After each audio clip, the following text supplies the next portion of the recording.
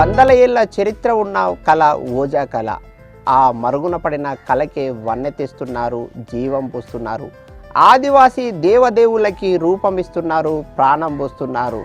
ఆదివాసీ సంస్కృతి సాంప్రదాయాలను కళ్ళకు కట్టేలా, ప్రతిబింబించేలా రూపాలను తయారు చేస్తున్నారు. ప్రపంచానికి ఆదివాసీ కళను చాటుతున్నారు ఓజా కళాకారులు. మట్టితోనే గాబా తయారు చేస్తాం. గాబా తయారు చేసి మేనం దానికి డిజైనింగ్ చేస్తాం. డిజైనింగ్ చేసిన తర్వాత మల్ల మట్టి చేస్తాం. మల్ల మట్టి అది ఆరినాక మళ్ళా ఇంకా వేరే మట్టి వేస్తాం. మళ్ళా ఇక్కడ ఖాళీ పెడతాం. ఇక బట్టిలో పెట్టి మళ్ళా తీసి దానికి ఇక్కడ నీళ్ళు తగ్గట ఇక్కడ వేసి మళ్ళా తీసి దానికి ఇత్తడి కూడా పోసి వేస్తాం. ఇవి గంటెలు, ఏ దేవుడిది మూర్తులు, అవి ఏ ఐటమ్ కానీ తయారు చేస్తాం మేము. గుర్రం ఉంటుంది, అవి గజ్జలు ఉంటాయి, లక్ష్మి ఉంటుంది, నాగోబ దేవుడు ఉంటుంది, అది శివు ఉంటుంది, భీమల పోత్ర ఉంటుంది. అట్లా తయారు చేస్తాం. 650 రూపాయలు కిలో ఉంటుంది ఇత్తడు. అది కూడా దొరుకుతలేదు సార్. మేనం 550 కిలో ఉంటుంది. అది కూడా దొరుకుతలేదు ఇప్పుడు. పొట్ట అవుతుంది సార్, గంతే.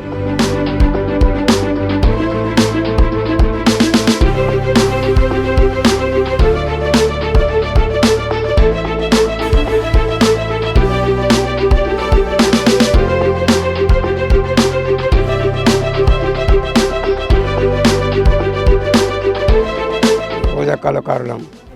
ఇది చాలా సంవత్సరాలు, వందల సంవత్సరాల నుండి వస్తుంది కాబట్టి మేము కూడా దీన్ని కొనసాగించాలని చేస్తున్నాం. ఇక్కడ మా 30 కుటుంబాలు ఉంటాయి సార్. ఈ 30 కుటుంబాలు, మాకు భూమి లేదు, ఏమీ లేదు.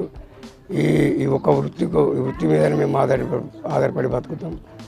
మాకు బయట కూడా ప్రభుత్వ సౌకర్యం కూడా ఏం లేదు. ఏదో ఇక అప్పటి నుండి వస్తుంది కాబట్టి మేము కూడా దీన్ని కొనసాగించాలని ఇది పల్లెటూళ్ళలో తీసుకుపోయి అమ్ముతాం.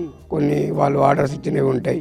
తర్వాత మేము కూడా మా పెట్టుబడి పెట్టి చేసి బయట తిరగపోయి అమ్ముతాం. మైనం 600 రూపాయలు ఉంది, ఇత్తడి 600 రూపాయలు ఉంది. కట్టెలు కావాలి, మట్టి కావాలి, అన్ని పనులు మాకేం అక్కడ మిగలవు. ఇప్పుడు ఎందుకంటే వాళ్ళు కూడా అనుకూలంగా పంటలు బాగా పండితేనే మాకు సంబంధించిన గిరాకీనే అవుతుంది. వాళ్ళకి పంటలు సరిగా లేకపోతే మాకు గిరాకీ కాదు. వాళ్ళు మమ్మల్ని పోషించే దాతలే ఆదివాసులు.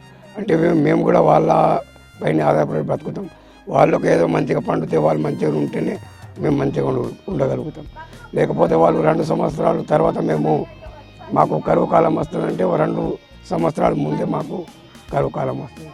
మా జీవనాధారం అన్నది మొత్తంగా మేము వాళ్ళపైన ఆధారపడి బతుకుతాం. వాళ్ళకు పెద్ద దేవుళ్ళకి సంబంధించి చేస్తాం. జంగుబాయి, దేవుబాయి, తర్వాత భీమదేవుళ్ళు, తర్వాత వాళ్ళ కులదేవతలు ఎన్ని దేవుళ్ళు ఉంటాయో అన్ని దేవుళ్ళకు సంబంధించిన వస్తువులు మేము వాళ్ళు దేవుళ్ళుగా తయారు చేసి ఇస్తాం.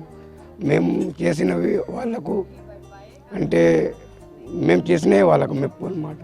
అందుకోసమే ఆ కళ ప్రకారంగా మేము వాళ్ళు ఎంబడి వచ్చి ఈ నది తీరంలో మేము బతుకుతున్నాం. వాళ్ళు ఎంబడి వాళ్ళు ఎక్కడైతే ఆదివాసీలు కల్చరల్ ప్రకారంగా ఉన్నారో మేము కూడా అదే కల్చరల్లో ఉన్న 100 కుటుంబాలు మేము వాళ్ళతో కలిసి ఉన్నాం. వాళ్ళకు సంబంధించిన వస్తువులు తయారు చేసుకుంటూ వాళ్ళ దగ్గరనే మేము బతుకు తిరుగుతాం.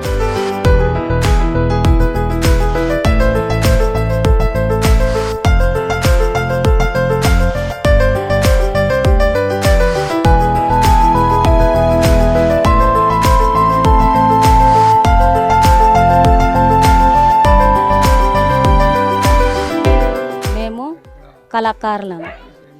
ఏమన్నా జాతరలా పెడతాం దుకాణం. ఇది ఒక వారం పడుతుంది సార్. ఒక వారం తర్వాత సన్నం మట్టితో ఇది పెడతాం. సన్నం మట్టి అయినాక దొడ్డు మట్టి పెడతాం. దొడ్డు మట్టి అయినాక మేము ఇత్తడిది కారబెట్టి మళ్ళీ దీనిలో పోస్తాం. మేము అప్పుడు తయారవుతాయి సార్. మైనంతో చుట్టుతాం సార్. మైనంతో చుట్టి మళ్ళీ సన్నం మట్టి పెడతాం. అది సేవ్యలాగా తీస్తాం మేము. అప్పుడు చుట్టుతాం. చుట్టి ఏమో సన్నం వట్టి కప్పుతాం. సన్నం వట్టి కప్పినాక దొడ్డు మట్టు కప్పుతాం.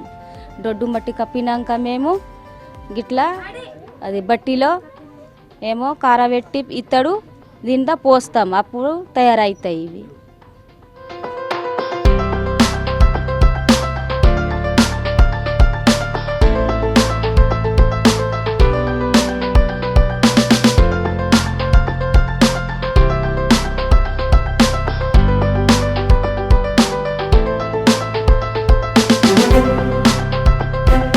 ఓజా కళాకారులు అద్భుతమైన కళాఖండాలు తయారు చేస్తున్నారు. తయారు చేసిన కళాఖండాలను అమ్ముదామంటే కొనుగోలు చేసే వాళ్ళు లేరు. దాంతో కళాకారులు సంక్షోభంలో చిక్కుకొని విలవిల్లలాడుతున్నారు. మార్కెట్ సౌకర్యం కల్పించి తమను ఆదుకోవాలని సర్కార్ను కళాకారులు కోరుతున్నారు.